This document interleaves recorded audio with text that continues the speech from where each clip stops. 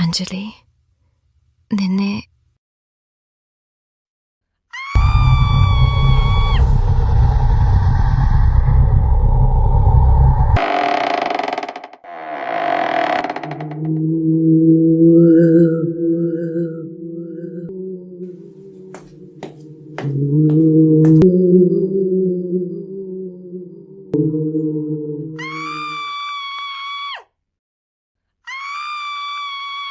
ఇల్లు చాలా బాగుంది అంకుల్. కానీ మీరొక్కరే వస్తారనుకున్నాం మేడం. ఇతనెవరు మేడం? ఆయన నా భర్త. నేను ఒక్కదాన్నే వస్తాను అని మీకు చెప్పలేదు కదా అంకుల్. సరే మేడం, లోపలికి వెళ్ళండి.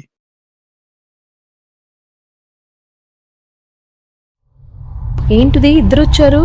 మనకేమైనా సమస్య వస్తుందంటావా? ఎలాంటి సమస్య రాదు. ఇద్దర్నీ కలిపి ఈ బావిలో ఉన్న మనం మింగేస్తాము.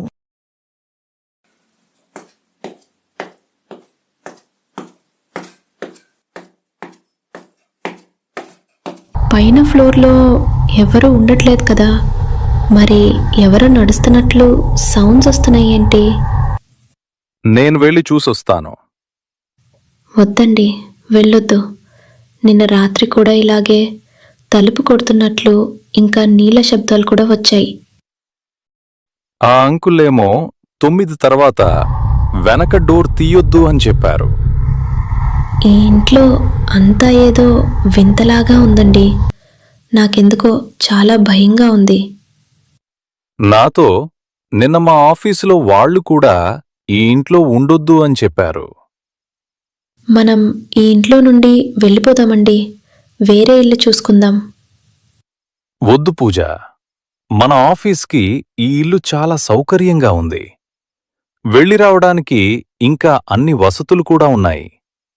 ఈ సమస్యకి పరిష్కారం నేను చూస్తాను. నువ్వు భయపడకో. ఆ ఇంట్లో పరిస్థితులేం బాగోలేదు. నీకేదైనా పరిష్కారం తెలిస్తే చెప్పు. నాకు తెలిసిన ఒక పవర్ఫుల్ మాంత్రికుడు ఉన్నాడు. ఆయన అడ్రస్ చెప్తాను. వెళ్ళి కలువు. అది స్వామీ జరిగింది. నా భార్య చాలా భయపడుతుంది. మీరే మాకు సహాయం చేయాలి.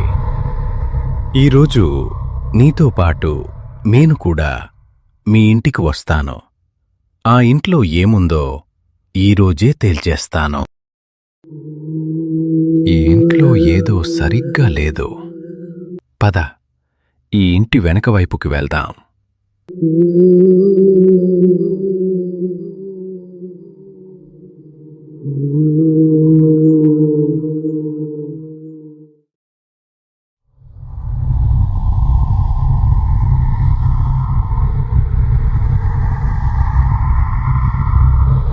నేను ఈ బావి దగ్గర పూజ చేయాలి. పూజా వస్తువులు సిద్ధం చేయండి.